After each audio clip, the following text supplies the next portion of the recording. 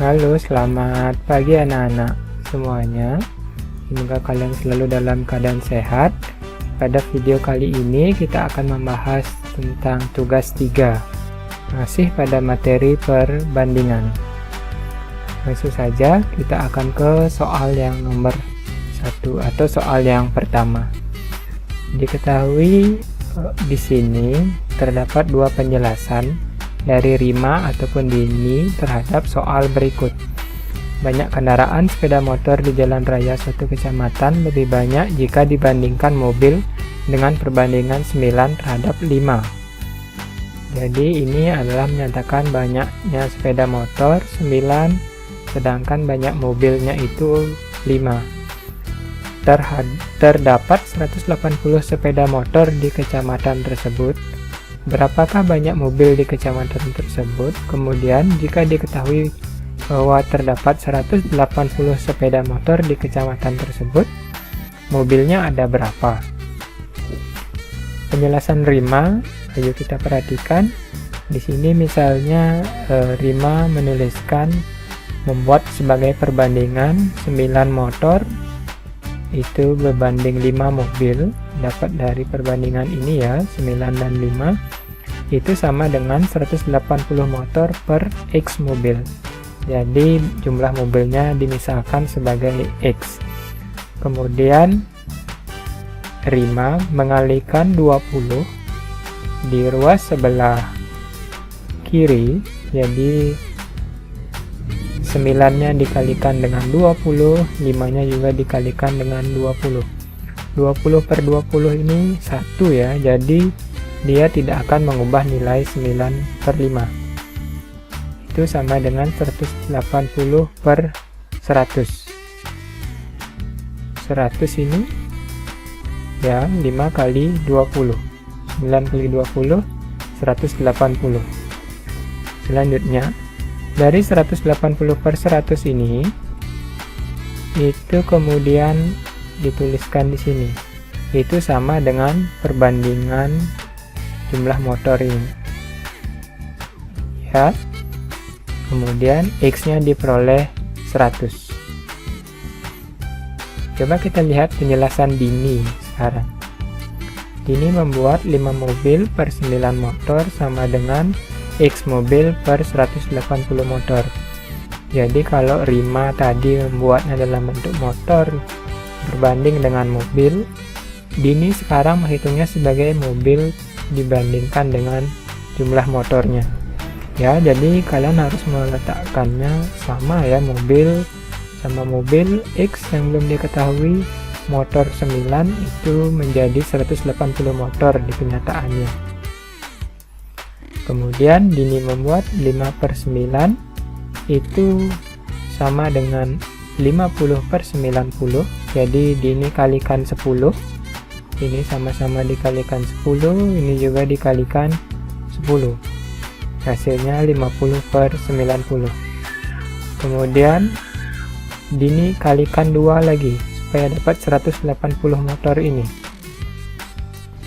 Maka 50-nya juga perlu dikalikan 2. Jadi dapat 100. Ya, jadi X ini akan menjadi 100. 180 motornya itu di sini. Hasil Rima dan Dini sama. Ya. Tapi pertanyaannya, apakah, maksud saya penjelasan siapakah yang benar, Rima atau Dini? Ya, atau mungkin keduanya benar atau keduanya salah. Setelah kalian menyaksikan penjelasan Rima atau Dini, sesungguhnya kedua penjelasan tersebut benar ya. Kalian bisa membuat perbandingan menjadi beberapa bentuk pecahan. Yang penting ingat harus tetap senilai. Jadi bagaimanapun caranya, kalian bisa membuat perbandingan seperti yang dilakukan oleh Rima, atau kalian juga bisa membuat perbandingan seperti penjelasan oleh Dini. Yang penting yang perlu kalian ingat adalah konsistensi kalian untuk membandingkannya antara motor dengan mobil. Jangan sampai terbalik. Ketika kalian membandingkan motor dengan mobil, Maka di sebelah sini, di ruas kanannya juga kalian harus membandingkan antara motor dan mobil. Kalau kalian mau terbalik mengerjakannya, misalkan mobil dibandingkan dengan motor, itu boleh juga, tapi kalian harus konsisten ya, harus tetap di sini menuliskan berapa banyak mobil dibandingkan dengan berapa banyak motor. Dalam kasus Rima, dia membuatnya begini, di sini 9, di sini 5. Sedangkan motornya di sini 180, di sini X. Kalian hitung perbandingan 9/5 sama dengan 180 per X ini. Sedangkan Dini membuat di sini 5 dibanding 9. Karena diketahui perbandingan motor terhadap mobil itu 9/5 ya. Kalau mobil banding motor berarti kan 5/9. Kemudian mobilnya belum diketahui X, motornya itu 180. Jadi perhatikan bagian-bagian kunci ini untuk menyelesaikannya. Kalau mau dihitung, misalkan kita menghitung yang pertama, pekerjaannya Rima, itu 9/5 sama dengan 180 per X. Kalau saya kalikan silang, 9 kalikan dengan X itu menjadi 9X. 5 kali 180 itu adalah 900. Maka X nya adalah 900 dibagi dengan 9, atau kita dapat peroleh X nya 100. Untuk penjelasan Dini, caranya sama. Kita buat dia dalam bentuk perbandingan 5/9 sama dengan X per 180. Kalikan silang untuk menemukan nilai X nya boleh. Jadi 9 kalikan dengan X itu adalah 9X sama dengan 5 kali 180. 900 juga. Maka X adalah 900 dibagi 9. Untuk X nya adalah 100. Jadi kalian mau mengikuti penjelasan Rima, penjelasan Dini, atau penjelasan saya, silakan saja. Yang jelas untuk soal nomor ini yang betul adalah kedua penjelasan tersebut benar. Demikian untuk soal nomor ini, kita akan lanjutkan ke soal berikutnya. Pada soal ini, kalian diminta untuk menentukan manakah di antara pernyataan berikut yang tidak berkaitan dengan perbandingan senilai. Jadi pernyataan A itu Y berbanding lurus terhadap X, pernyataan B Y adalah kelipatan X, pernyataan C hasil kali X dan Y adalah konstan. Jadi kita akan bahas apakah maksudnya sebagai X dan Y itu. Yang kita lihat dulu sebagai pernyataan A. Untuk bagian A ini, Y berbanding lurus terhadap X. Jadi jika Y semakin besar, maka X akan juga semakin besar. Itu maksud dari Y berbanding lurus terhadap X. Jadi jika Y membesar,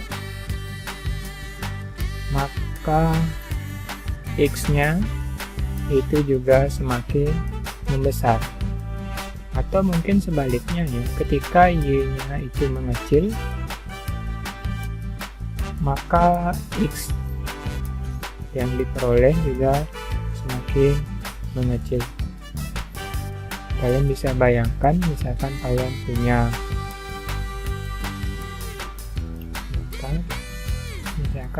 punya sebuah sumbu koordinat gitu ya. Di sini kan kalian tahu itu adalah X, dan di sini ini untuk sumbu Y nya. Nah, ketika Y berbanding lurus terhadap X, itu nanti kalian akan mendapatkan grafik yang kurang lebih seperti ini. Misalnya X nya itu 1, maka Y nya itu juga 1 ya di sini.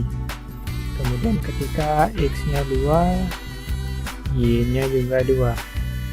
Itu maksudnya berbanding lurus ya. Ketika X-nya 3, Y-nya juga 3. Maka kalian bisa membuat garis dengan menghubungkan titik-titik tersebut. Kalau saya tarik garisnya akan begitu ya. Itu menyatakan konsep perbandingan senilai, karena nilainya akan sama-sama akan semakin besar atau sama-sama akan semakin kecil. Jadi pernyataan A ini benar ya, merupakan berkaitan dengan perbandingan senilai. Kemudian pernyataan B itu Y kelipatan X.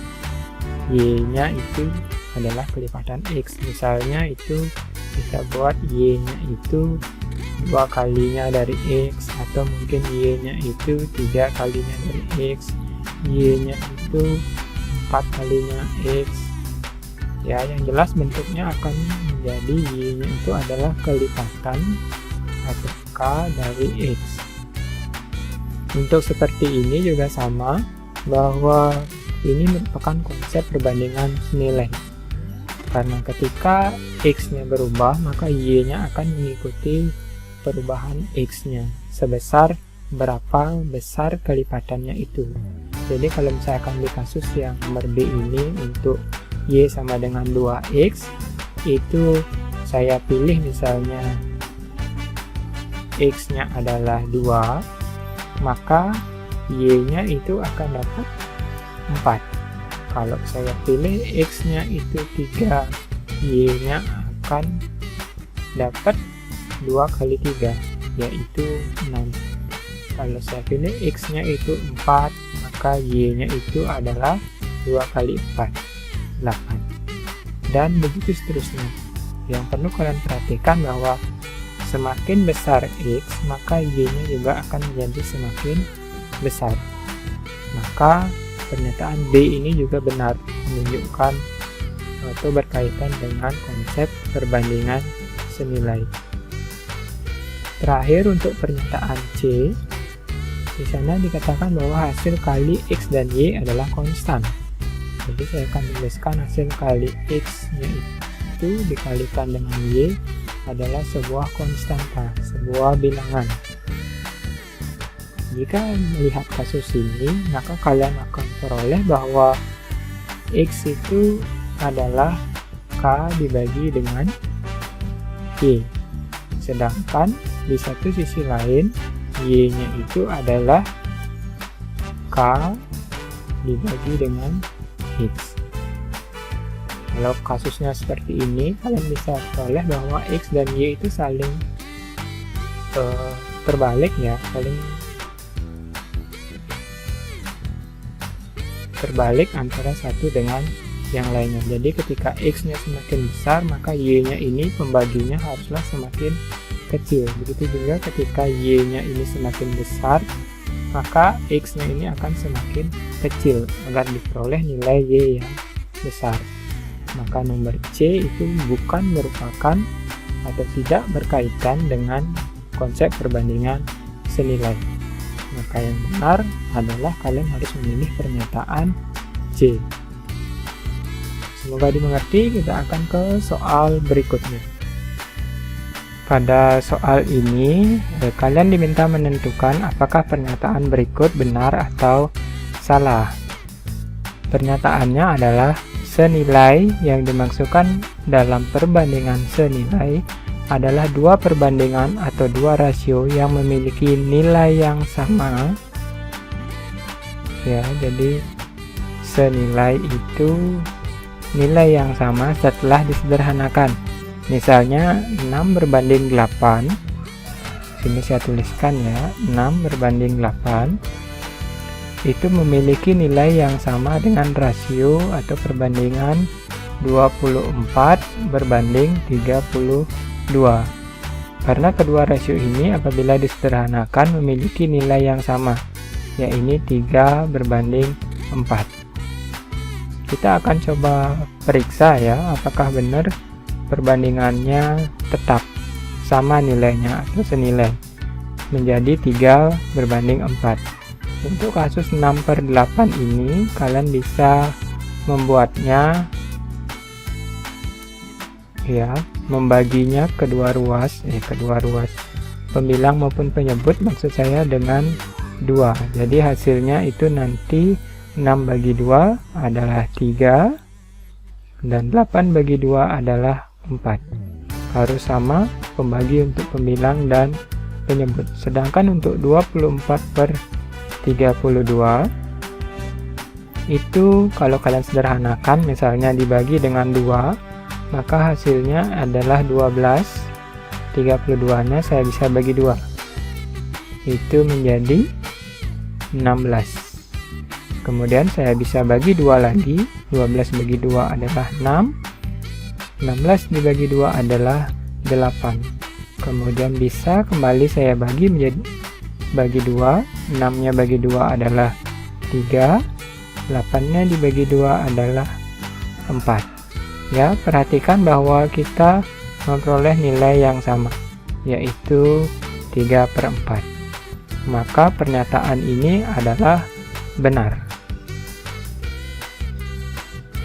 Atau mungkin kalian mau menuliskan di sini itu sama dengan 3/4. Boleh juga. Yang penting kalian memahami bahwa senilai yang dimaksudkan dalam perbandingan senilai itu adalah 2 perbandingan atau 2 rasio yang memiliki nilai yang sama setelah disederhanakan. Semoga dimengerti. Kita akan ke soal berikutnya. Pada soal ini kalian diminta untuk menentukan manakah di antara keempat tabel berikut yang menunjukkan perbandingan senilai. Ya, sama seperti tadi, kalian harus mampu menemukan mana tabel yang menunjukkan bahwa perbandingannya tetap setelah disederhanakan. Kalau saya buat, saya hitung yang bagian A ini, 2/8 ini, kalau kita sederhanakan sama-sama dibagi 2, itu akan menjadi 1/4 ya. Kemudian 3/12 nya itu saya bagi 3 bisa dapat 1/4. Kemudian 8/24 nya kalau saya bagi ya, sama-sama bagi 8 paling cepat, itu menunjukkan 1/3. Itu untuk tabel A. Kemudian untuk tabel B kita akan lihat 6/18. Itu kalau saya sederhanakan, saya sama-sama bagi 6, itu hasilnya adalah 1/3. Kemudian 10/30. Kalau saya sederhanakan itu sama-sama bagi 10, hasilnya 1/3. Sedangkan selanjutnya 14/42. Itu hasilnya adalah kita bagi 3 juga bisa. Bagi 14. Hasilnya adalah 1, 14 bagi 14 1, 42 bagi 14 itu adalah 3. Kemudian yang tabel C, kita akan lihat 2/12 itu adalah 1/6. Saya sama-sama bagi 2. Selanjutnya 4/24 ini bisa saya bagi 4 sekaligus, hasilnya adalah 1/6. Dan C itu 6/36.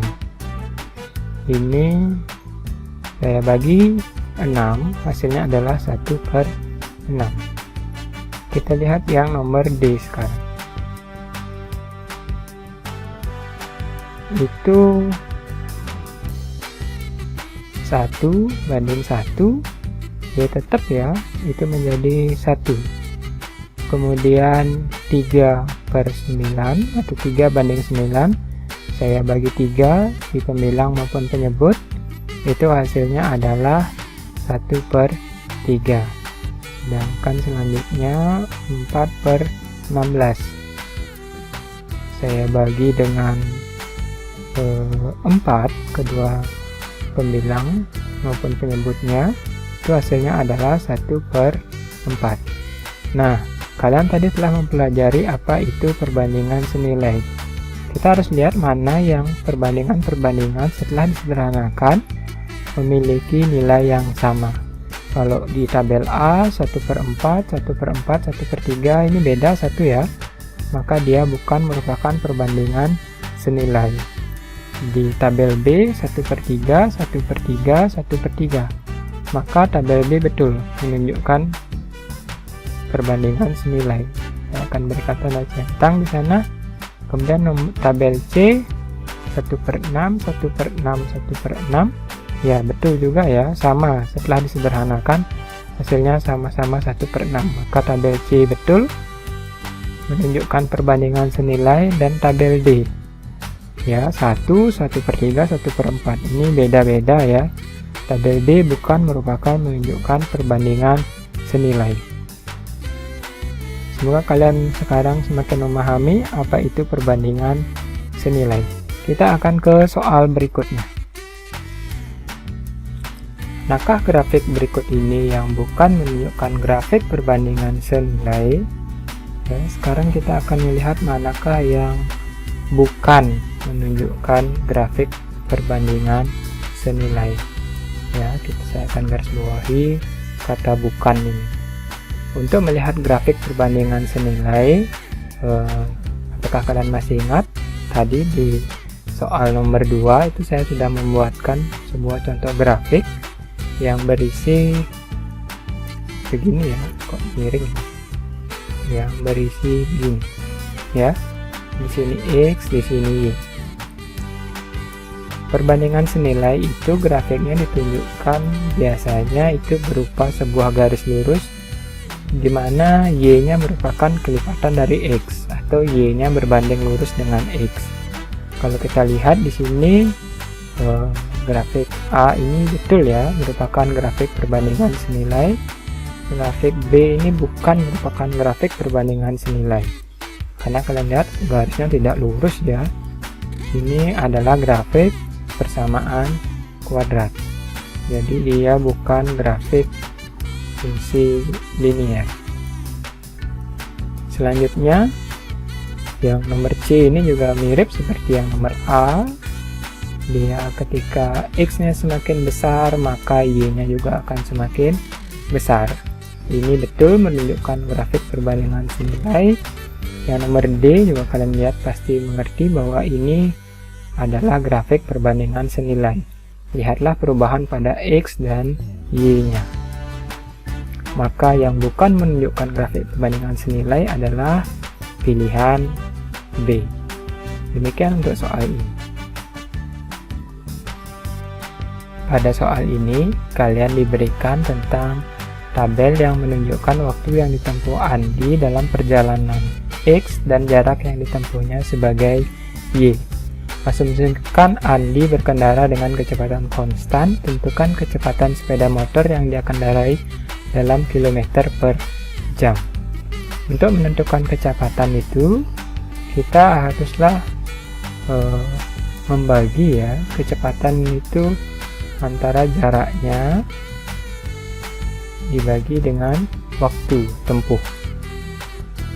Jadi untuk menghitung kecepatan ini kita harus membagi 40 dengan 1. Hasilnya adalah 40 km per jam. Selanjutnya untuk 2 dan 80 ini kecepatannya juga sama ya, jadi kecepatannya itu adalah 80 km dibagi dengan 2 jam, maka hasilnya adalah 40 km per jam, sama dengan yang pertama. Untuk yang ketiga, 3 dan 120 ini kecepatannya kalau kita hitung itu adalah 120 km dibagi dengan 3 jam, maka hasilnya adalah 120 bagi 3 itu 40 juga, 40 km per jam. Maka dapat kita simpulkan kecepatan konstan Andi tersebut adalah 40 km per jam. Pilihan yang pertama ini. Oke, kita akan lanjut ke soal berikutnya. Diketahui Ulul adalah seorang koki di hotel. Dia sedang mengubah resep masakan untuk menjamu tamu hotel yang semakin bertambah banyak karena musim liburan. Resep yang telah dibuat sebelumnya itu adalah 2 gelas takar tepung terigu, itu dapat membuat 3 lusin cookies. Jadi kue cookies ya. Untuk 2 gelas, ini saya akan tuliskan 2 gelas itu akan menjadi 3 lusin ya, 3 lusin. Selanjutnya, jika dia mengubah resepnya menjadi 12 gelas takar, jadi ini jadi 12 gelas, maka berapa lusin cookies yang dibuatnya? Saya akan misalkan sebagai X karena belum diketahui. Kita akan hitung sama-sama sekarang. Kalau 2 gelas itu jadi 3 lusin ya. Kalian bisa bayangkan sekarang 12 gelas. Ini adalah 6 kalinya ya. 12 bagi 2 kan 6. Maka untuk 3-nya ini juga kalian perlu kalikan 6 kali. Hasilnya adalah 3 kali 6 18 lusin.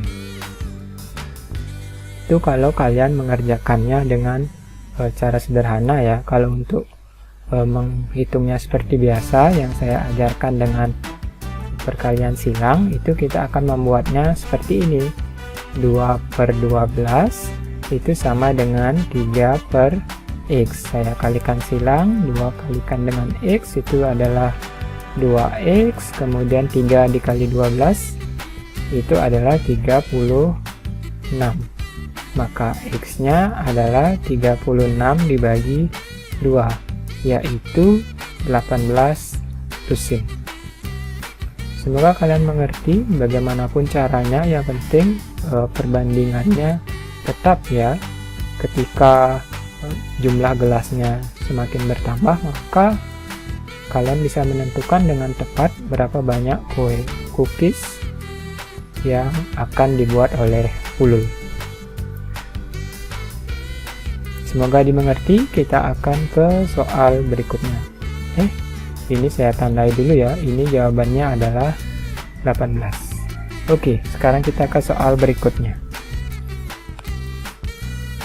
Mahmud suka sekali jus buah, terutama jus jambu dan wortel.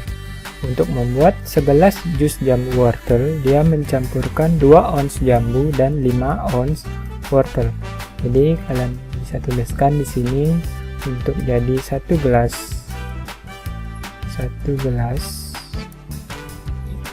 itu jus jambu wortel itu adalah campuran dari 2 ons jambu ditambah dengan 5 ons wortel. Kemudian tentu saja di blender ya jika ingin membuat jus. Selanjutnya, Mahmud ingin membuat jus dengan perbandingan berat jambu dan wortel yang sama untuk teman-temannya di hari Minggu. Jika Mahmud ingin membuat 4 gelas jus jambu wortel, maka berapa ons wortel yang harus disiapkan? Nah, untuk 1 gelasnya dia perlu 5 ons wortel. Bagaimana untuk 4 gelas? Untuk 4 gelas ini kalian ketahui bahwa dia membuat 4 kali lipatnya ya. Maka bahan-bahan yang diperlukan juga 4 kali lipatnya. Untuk jambunya itu akan perlu 4 kali lipatnya. Itu 2 kali 4 adalah 8 ons. Sedangkan untuk wortelnya juga kita akan kalikan 4 karena kita buat 4 gelas. 5 kali 4 itu adalah 20. Jadi 20 ons wortel.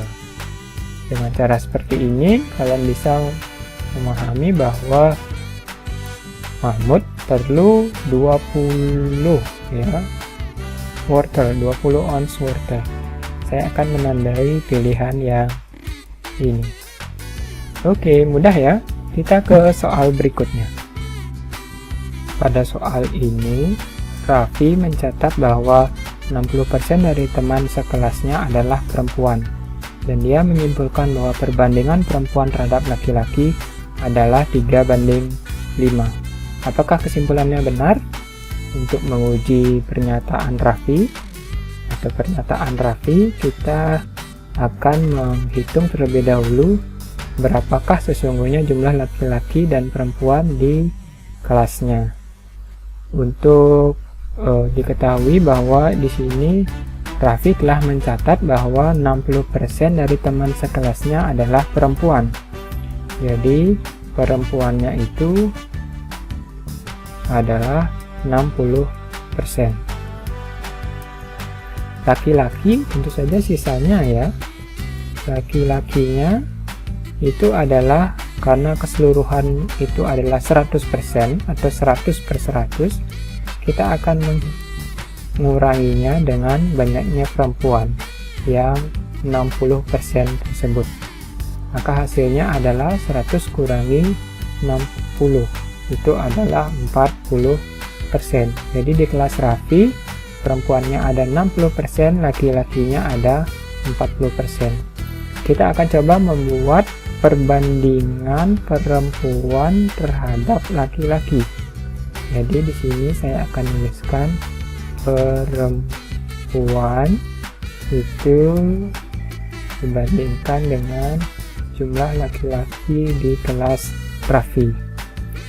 Tadi kita sudah ketahui bahwa perempuannya itu 60%, sedangkan laki-lakinya dapat dari hasil perhitungan, jadi sisanya ya sebesar 40%.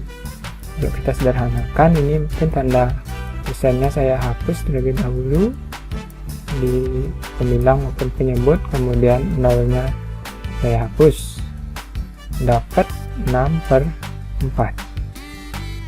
Nah, 6/4 ini kalau saya sederhanakan, sama-sama kita bagi 2 di pembilang maupun di penyebut, maka kita akan mendapatkan 3/2 atau 3:2 sebagai perbandingan perempuan terhadap laki-laki di kelas Raffi.